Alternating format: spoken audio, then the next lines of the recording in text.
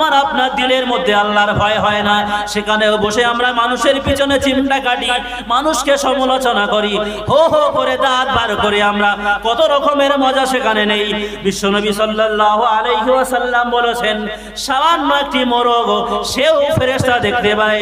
দয়ার নবী আমার বলেছেন, সেই জন্য মোরগ যখন ডাকবে তোমরা বলবে আল্লাহুম্মা ইন্নী আসআলুকা মিন ফাদলিক। জোরে বলুন সুবহানাল্লাহ। আল্লাহ তোমার কাছে আমরা কল্যাণ চাই। ফেরেশতা দেখতে পেয়েছে, আমি উঠে পড়ি, ফজরের টাইম হয়ে গিয়েছে, নামাজটা পড়ে নেই, ও ফেরেশতা দেখতে পেয়েছে, আল্লাহুম্মা ইন্নী আসআলুকা মিন ফাদলিক। আল্লাহর কাছে দোয়া চাইতে হবে। এরম পৃথিবীতে অসংখ্য জীব জন্তু রয়েছে, প্রত্যেকের আলাদা আলাদা বৈশিষ্ট্য রয়েছে। আল্লাহর নবী কোরআনুল আয়াতে কোরআনুল কারীমের মধ্যে ব্যাখ্যা করে তিনি বলেছেন, পৃথিবীর জমিনে অসংখ্য মানুষ তোমরা দেখতে পাবে, ওই মানুষগুলো জীবজন্তুর যে সব বোধ বুদ্ধি রয়েছে ওর থেকেও তারা নিকৃষ্ট, ওর থেকেও তারা খারাপ। সেই জন্য মুসলমান ভালো করে চিন্তা করুন, আল্লাহ পাক অত্যন্ত দয়া শান্তি পরবেশে আমাকে আপনাকে তৈরি করেছেন সৃষ্টির সেরা মানব হিসাবে।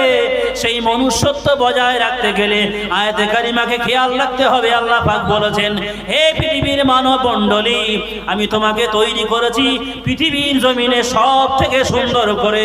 জোরে জোরে বলুন সুবহানাল্লাহ। বিশ্বনবী সাল্লাল্লাহু আলাইহি ওয়াসাল্লামের আকার আকৃতি যেমন সুন্দর ছিলেন, তার অন্তঃকরণটা ছিল আরো বেশি সুন্দর। জোরে বলুন সুবহানাল্লাহ।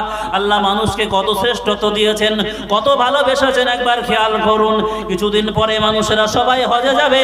ওই হজ পাক করতে গেলে যে কাবা শরীফকে তোয়াফ করতে হয়, কাবা শরীফের পাশাপাশি সপ্ত আকাশে একটি কাবা শরীফ রয়েছে, সে কাবা শরীফটার নাম হলো বাইতুল মামুর। ওই বাইতুল মামুরে ফেরেশতারা সব সময় তোয়াফ করে। জোরে বলুন সুবহানাল্লাহ। একবার করে একজন ফেরেশতা জীবনে একবার করে তারা তোয়াফ করার সময় পাবে। 70,000 ফেরেশতা তোয়াফ করে তারা উঠে যাবে, জীবনে আর তোয়াফ করার সময় তারা পাবে না। আবার 70,000 ফেরেশতা তারা তোয়াফ করবে, আর তারা সময় পাবে না। এমনি করে কিয়ামত পর্যন্ত চলতে থাকবে। আল্লাহ পাক রব্বুল আলামিন মানুষকে কত শ্রেষ্ঠত্ব দান করেছেন। দুনিয়ার যে কাবা শরীফ দান করেছে, ওই কাবা শরীফের মধ্যে আমি আপনি যারা হজ করতে যাব, আল্লাহ পাক রব্বুল আলামিন পৃথিবীর জমিনে মানুষকে এত ভালোবাসেন, ফেরেশতার থেকেও মর্যাদা দান করেছেন। হে মানব মণ্ডলী, আমার আরশে আমার বাইতুল মামুরের ফেরেশতারা জীবনে একবার করে তওয়াফ করার সময় পায়। হে আমার প্রকৃত বান্দা বান্দিরা, ও আমার আশিকেরা, ভালো করে শুনে রেখে দাও। আমি তোমাদের তাকত দিয়েছি, শক্তি দিয়েছি, অর্থ দিয়েছি। তোমরা কাবা শরীফ যখন তওয়াফ করবে, একবার নয় দুবার নয়, প্রাণ খুলে যতক্ষণ ইচ্ছা তুমি তওয়াফ করবে, আমি আল্লাহ পাক রব্বুল আলামিন তোমাদের হাজার পা তোমাদের জন্য পথ খুলে দিলাম। জোরে বলুন সুবহানাল্লাহ। আল্লাহ পাক রব্বুল আলামিন কত শান শৌকত দিয়েছেন আমাকে আপনাকে। ভাইরা আমার, সেই কাবা শরীফ যেন আমাদের সকলকে আল্লাহ পাক রব্বুল আলামিন তাওয়াফ করার তৌফিক দান করেন। সকলে বলি আল্লাহুম্মা আমিন।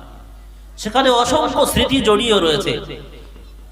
আমরা জানি সাফা মারোয়া যে দৌড়াদৌড়ি করতে হয়, নারী জাতিকে কত সম্মান দিয়েছেন আল্লাহ। বলেছেন আল্লাহর হাবিব যে নারীরা নারীদের পায়ের তলায় তার সন্তানের বেহেশত। জোরে বলুন সুবহানাল্লাহ। ভাইরা আমার, আমরা জানি সেই স্মৃতি বিজড়িত। নিজের সন্তানকে কত ভালোবেসে সেই সাফা এবং মারোয়া দৌড়াদৌড়ি করছিলেন, আর পানি চিকচিক করছিল, মনে করছিল ওটাই বোধহয় পানি, কিন্তু ফিরে এসে দেখে সেখানে পানি নাই। এমনি করে বারবার কিন্তু আল্লাহর উপরে তাওয়াক্কাল তার কমেনি। এই পৃথিবীর নারী জাতিরা ভালো করে শুনে রেখে দাও, তোমরা যদি আল্লাহর উপরে তাওয়াক্কাল করো, আল্লাহ পাক রব্বুল আলামিন যেমন নিজের সন্তান ইসমাঈলকে বাঁচানোর জন্য, ইব্রাহিমের পুত্র ইসমাঈলকে বাঁচানোর জন্য শুকনো মরুভূমির পাহাড় চিরে পানি বার করে দিয়েছিলেন, আল্লাহ পাক রব্বুল আলামিন শুধু পানি বার করেননি, আল্লাহ পাক বিশ্ববাসীকে বুঝিয়ে দিয়েছিলেন পৃথিবীর জমিনে তোমাদের কাছে সব থেকে শ্রেষ্ঠ নিয়ামত দান করেছি তোমার মা। তোমার মা যদি তোমার তোমার জন্য দোয়া করে তোমার দোয়া কবুল হবে, সেই মায়ের থেকে লক্ষ কোটি গুণ যার দোয়া, সেই আল্লাহ পাক রব্বুল আলামিন বান্দার প্রতি আরো বেশি দোয়া করেছেন। শুকনো পাহাড়টা চিরে জান্নাত থেকে স্বর্গীয় পানি, জান্নাতের পানি, zamzaমের পানি পৃথিবীর জমিনে এনে দিয়েছেন। জোরে বলুন সুবহানাল্লাহ। আল্লাহ পাক রব্বুল আলামিন সেই নিয়ামত আমাদেরকে দিয়েছেন। এখনো আমরা দেখতে পাই অনেকে হজ করে আসার পরেও শুধরাচ্ছে না।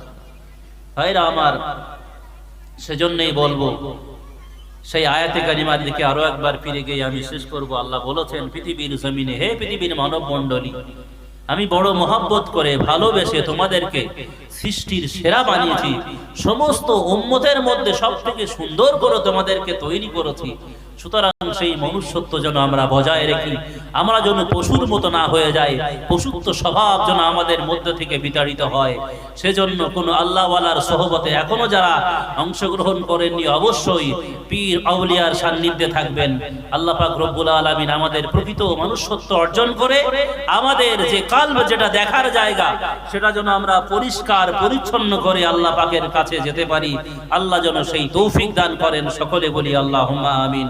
সকলে আমার জন্য দোয়া করবেন। আপনারা অনেকেই কম বেশি শুনেছেন। এবার হজ পাকের জন্য নিয়ত করেছি। দেখলাম চাকরি শেষ হতে এখনো সেই 20-22 বছর বাকি। সুতরাং ইয়ং বয়সে হজে যাওয়াই ভালো। অনেকটা অ্যাক্টিভিটি, ছোট ছোট বাচ্চা, বাবা মা থাকা সত্ত্বেও নিয়ত করেছি সেই বাইতুল্লাহ জিয়ারত করার জন্য। সকলে দোয়া করবেন। আর যদি কোনো ভুল ত্রুটি করে ফেলি আপনারা ক্ষমা করে দেবেন। বাড়িতে একটি ছোট দোয়ার মজলিস করবো, আপনাদেরকে দাওয়াত দেওয়া, আপনারা যাবেন।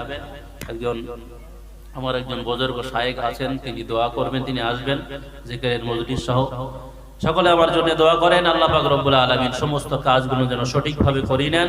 আপনাদের সকলের জন্য যেন দোয়া করতে পারি, আল্লাহ সেই তৌফিক দান করেন। ওয়া আখিরি দাওয়ানা আনিল হামদুলিল্লাহি রাব্বিল আলামিন।